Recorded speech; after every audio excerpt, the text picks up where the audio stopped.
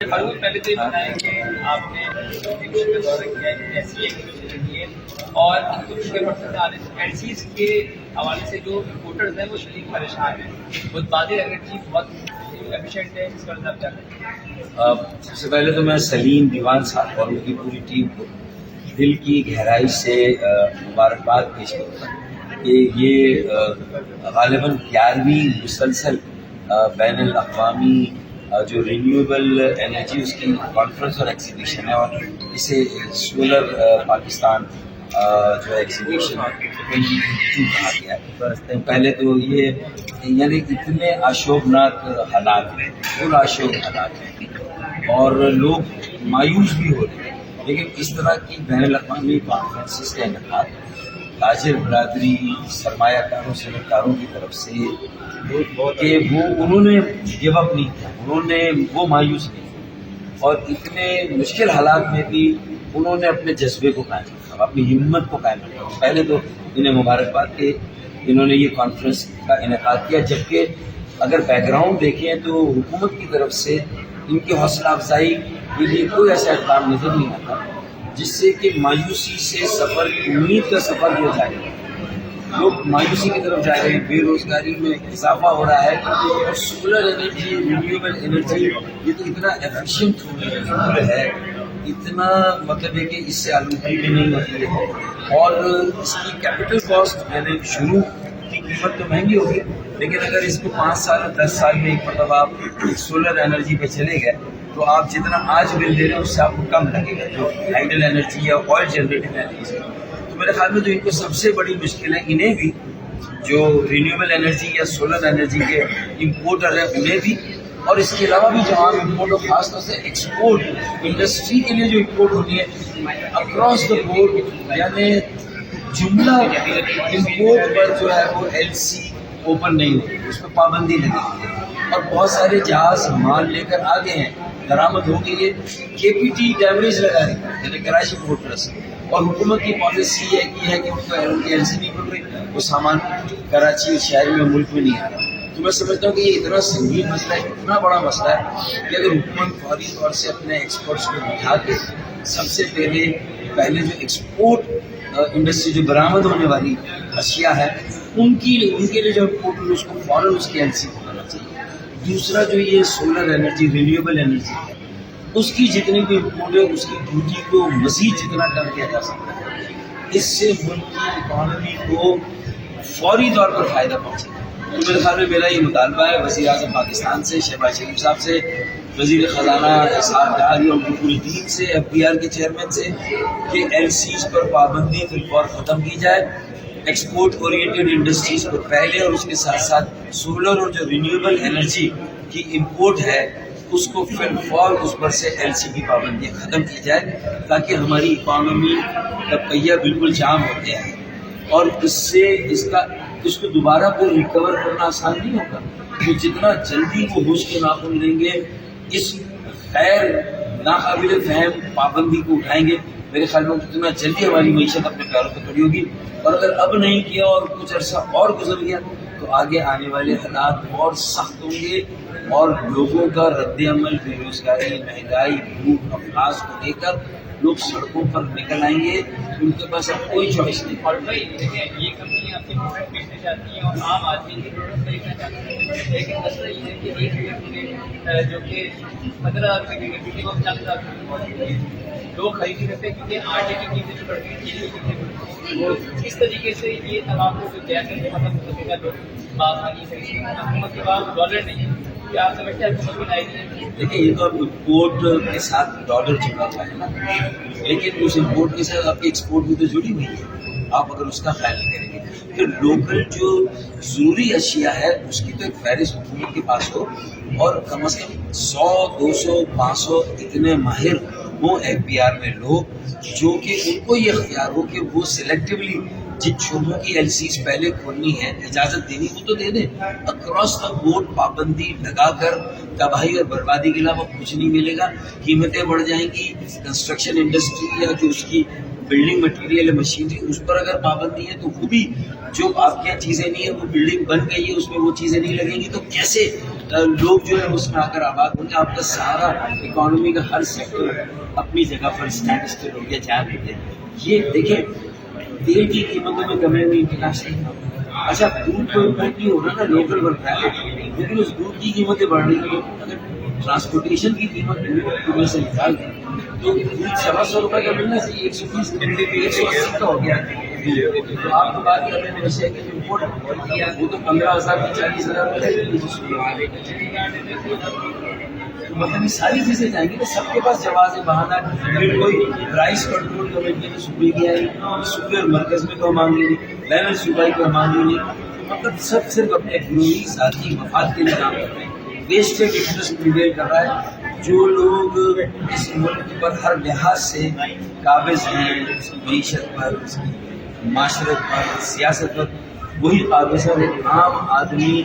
بدترین احساس محرومی, احساس بے بسی, احساس یتیمی کا شکار ہے. اور اگر فوری طور سے اس کی احساس بیگانگی کراچی شہر چلتا ہے تو پاکستان سے چلتا نہیں پلتا ہے. اگر کراچی کو توجہ نہ ہوئی, ایل سی کھولنے پر توجہ نہ ہوئی, تو میرے خیال میں وہ کہتے ہیں کہ سب کیا کہتے ہیں کہ داستان تک نہ ہوگی داستان. یہ ایک میں دیکھ رہا ہوں بات.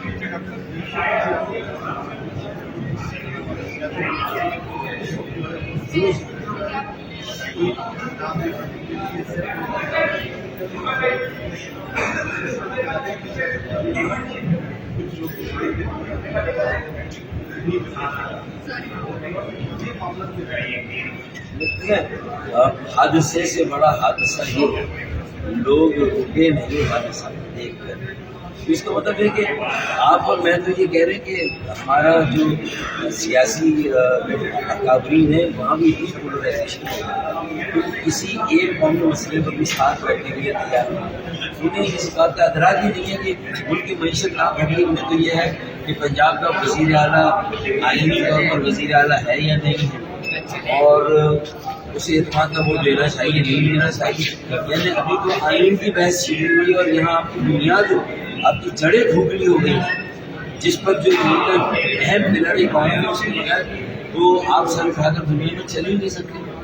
ویسے ہی غلامی کا توق ہم نے پہنا ہوا ہے. اگر مزید ہم اپنے آپ کو گروی رکھنے جا رہے ہیں, بلکہ مجھے لگتا ہے کہ اب نیلامی, پورے ملک کی نیلامی ایک ساتھ ہو جائیں گے. جب اللہ نہ کرے والا اس سیاسی لوگوں کو اپنی ذمہ داریوں کو سمجھنا ہے, اسٹیٹمنٹ شپ اور میچورٹی اور سیاسی بردباری اور پختگی کا مظاہرہ کرنا ہے, اور کسی ایک قومی ایجنڈے اور مسئلے پر جو ہے وہ ایک ساتھ بیٹھ کر بات کریں. جو اس میں کراچی کی کو بھی ترجیح بنیاد پر اہمیت دینے کی ضرورت ہے. یہاں بھی سرمایہ کاری, انویسٹمنٹ اور انفراسٹرکچر, جو پانی ہے, نکاسیاب کچرا, اور اس کے ساتھ ساتھ سرکولر ٹرین, 65 کروڑ گیلن یومیہ پانی جو ہے وہ K4, اس کو بھی پتہ نہیں صبح کی روشنی دیکھنا کب نصیب ہوگی. اور پھر اب ہماری جو ذمہ داری ہے, جو دھڑے بند جو تقسیم ہے, انتشار ہے, جو ایم کیو میں دھڑے بندی, تو اس پر میں آپ کو اپنی طرف سے یقین دلاتا ہوں کہ میں نے اپنا بلینک چیک خالد مقبول بھائی کو بھی بہت پہلے دیا. میں نے اپنا بلینک چیک کامران سوری بھائی گورنر صاحب کو بھی دے دیں جو کسی سے کر رہے ہیں. تو میری نہ انا ہے نہ میری کوئی شرائط ہے, لیکن اب یہ اس میں جو کہیں تاخیر ہو رہی ہے کہ اس کے اسباب آپ جو اور لوگ ہیں ان سے جان لیں. لیکن میری طرف سے یہ ہے, میں تو 28 سال سے مستقل یہ کوشش کر رہا ہوں کہ ہمیں ایک جگہ پر آنا ہوگا, یکجہتی اور اتحاد قائم کرنا ہوگا. کسی کم سے کم ایجنڈے پہ سے اگر سب ایک جگہ ایک ایم کے پاکستان میں اگر نہیں آ پا رہے, اگر نہیں, اول تو ایم کے پاکستان ہی میں سب کو آ کر اس کے قبلے کو درست کرنا ہے, اس کے ویژن کو ٹھیک کرنا ہے, وہاں لوگوں کو اعتماد دینا ہے, وہاں کی بگاڑ اور خرابی کو دور کر کے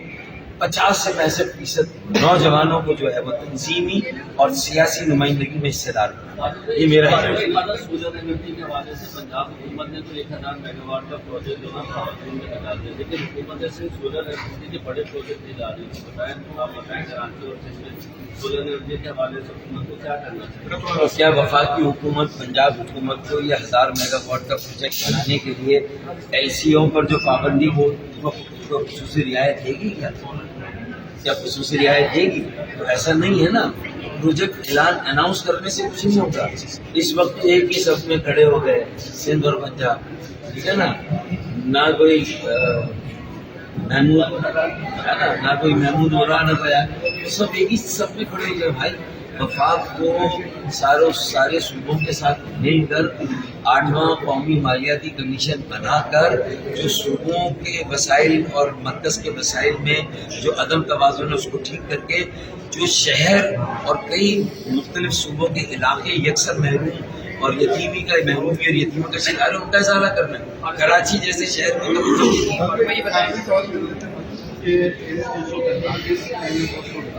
दोनों भी ट्राइब के सब जमा इसकी भी बिल्कुल जीतने वाले के करीब तक ऐसे में जो बाइकाट का फैक्टर है उसके बगैर अगर ये तीनों भी एक हो जाते हैं तो क्या सूरत में भी कराची की जो सियासी खिला है वो पूरा हो सकेगा या बाइकाट को ऑन करना पड़ेगा? तकसीम और इंतशार की वजह से गुज़िश्ता जो 4 सालों से सूरत हाल है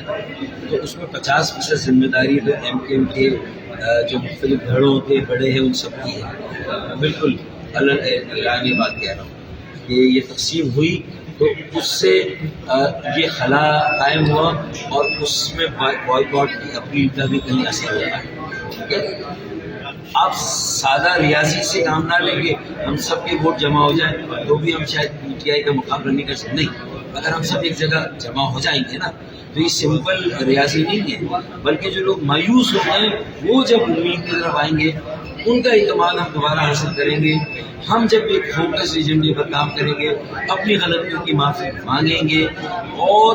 नौजवानों की बात को तंजीम और तहरीक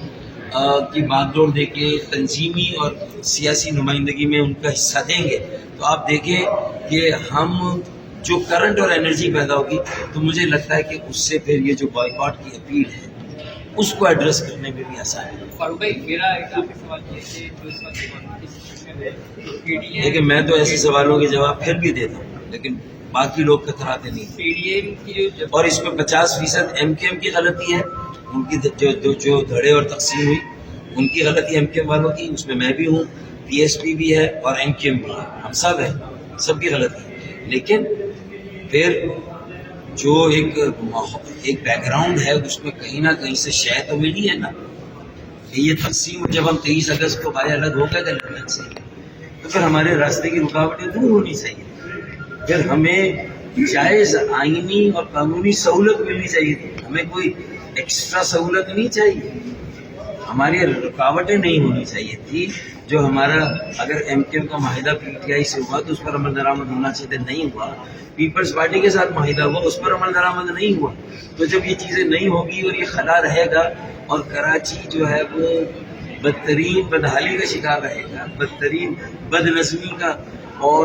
लावारसी का शिकार रहेगा, तो फिर उसके बाद तो फिर बॉयकॉट की अपील काम करेगी ना। लोग तो फिर लंदन की तरफ देखने लगेंगे ना भाई, उनके पास क्या चॉइस है इसके अलावा, जब आप किसी और को भी काम नहीं करने दे रहे। मैंने एड्रेस किया कि जहाँ हमारी गलती है वहाँ इस मुल्क में जो पॉलिसी साज इदारे हैं कहीं ना कहीं उनकी भी गलती है, उन्हें भी अपनी गलती माननी चाहिए।